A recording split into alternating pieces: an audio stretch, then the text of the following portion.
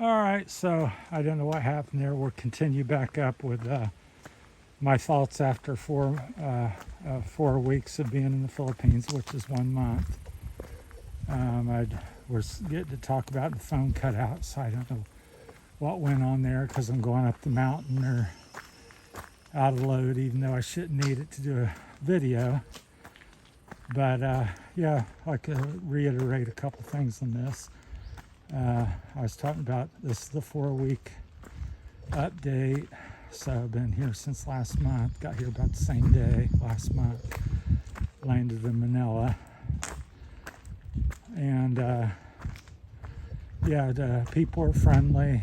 The scenery's beautiful, at least out in the province where I'm at. Endless countryside and hills, and if you have the fitness and desire to want to walk or have a motorbike or something to get out and see these areas, just very beautiful and peaceful. People are friendly when you get into a little more populated areas. Some of the small province towns. Stop and show you another picture of some of the beauty here. There's a little opening in the trees. I don't know what I can see, but anyhow, just beautiful. It's about a 1,000-foot drop there into the valley. Off to my left, big hill mountains across the road there, and some power lines. And off to the left, which I don't think we can see anymore, is the ocean, but it sets down in there. So very close to the ocean, about a half-mile away. So, but where I was at in the other videos, some of the expenses. So, and I've really not been too budget oriented. My goal the first little bit was to $1,000 American, which I'm not sure in peso what that is. I would have to sit down and think about it. I think it's what's $1,000 in peso? Huh? 54,000 pesos. Well, Rosie says 54,000 roughly. So pesos. So that was my goal per month, is to try to keep it around there, preferably under, because I'm on a limited income or a fixed income. So the first month, I would say I'd safely hit that. I'm around 750 to 1,000. Like I said, I didn't scrutinize every dollar or penny, but I would say it's safe to say I was 1,000 or less, and a minimum 750. We reached the top, nice breeze. Somebody's little gated off place here. So maybe zoom back out here so we can see more of the scenery. I had it zoomed in, so everything is so open out on the other side, so now you're seeing it more like I see it. So, but for the price, that was a stay at a hotel, a couple stays at the hotel, which is $30-$40 a piece in American money. We went up to the Gigantus Islands, stayed at a resort for 3 days, 2 nights. Two boat tours, as we did some of the islands twice and hit a couple other new ones, so we did them back to back. So that was approximately 2,000 pesos per boat. So I think that's, if my math's correct, about $50. So we didn't really, probably could have got something cheaper possibly, but I wasn't overly worried about it at the time. So, but all total last month, like I said, with all the little extras and stuff, we hired an attorney. That was $40. We just pretty much did what we wanted to do.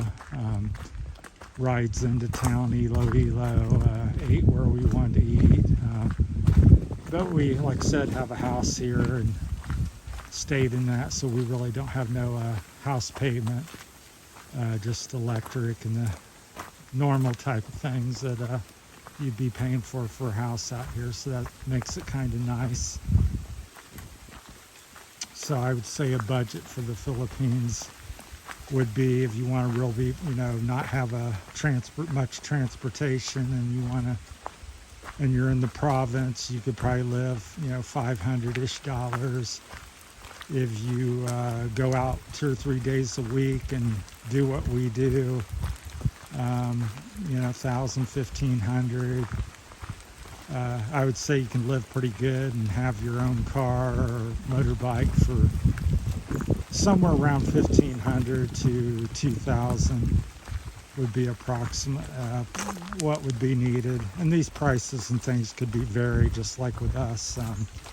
We don't have a house payment, so that frees up 200, 300, 400 a month, or some number like that. So we can either save the money or put that towards other things we want to do. But that's kind of where my thoughts on that. It's really difficult to say this is what it's absolutely going to cost, because everybody has different taste in what they want to eat, how often they want to do stuff. I'm pretty happy when I'm not going out and about, which is not that often. Like today, we're walking. We bought a couple bottles of water or something, and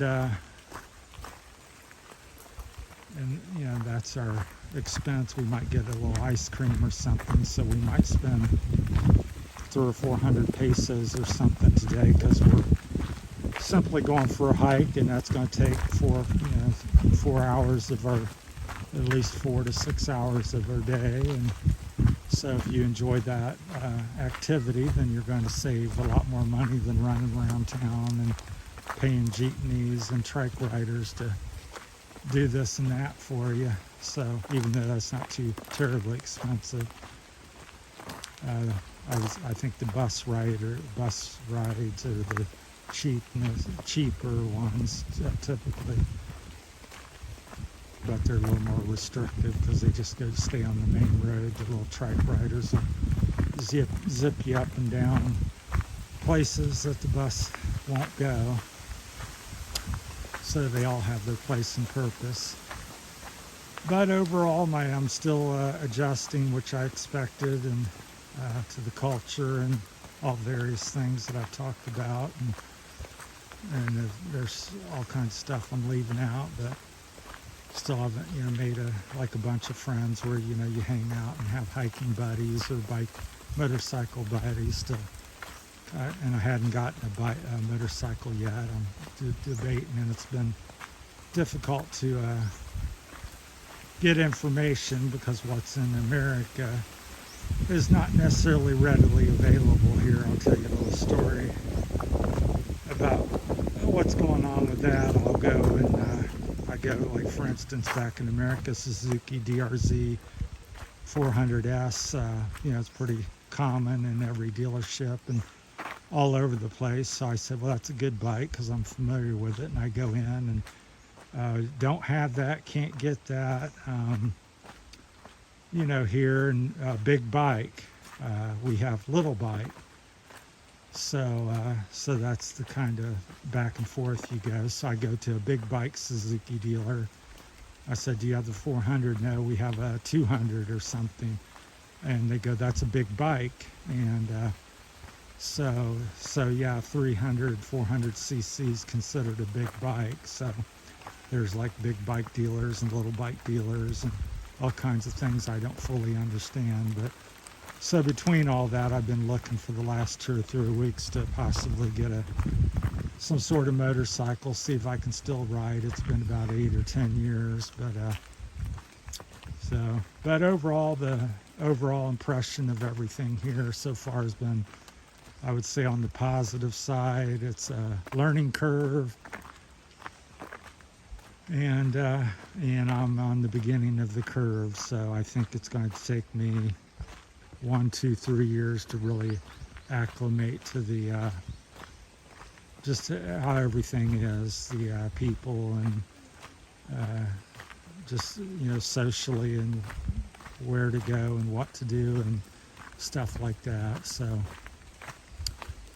because here in the province and on the Visayas Islands, people, not everybody is real fluid in English. Everybody understands some, but for the most part, it's not real easy to have a good conversation with most people. I would say that I've met.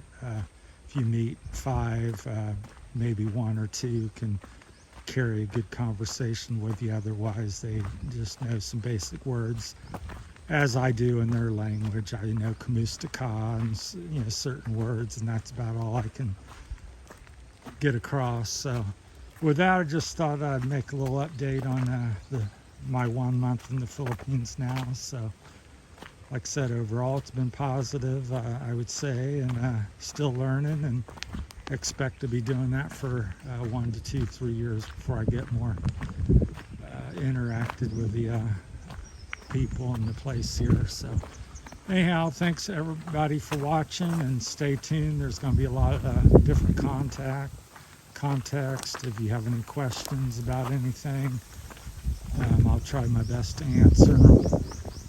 And that's about it. So 4-week review. That's it from Terry and Rosie. There's Rosie, and we'll talk to you later. She says bye.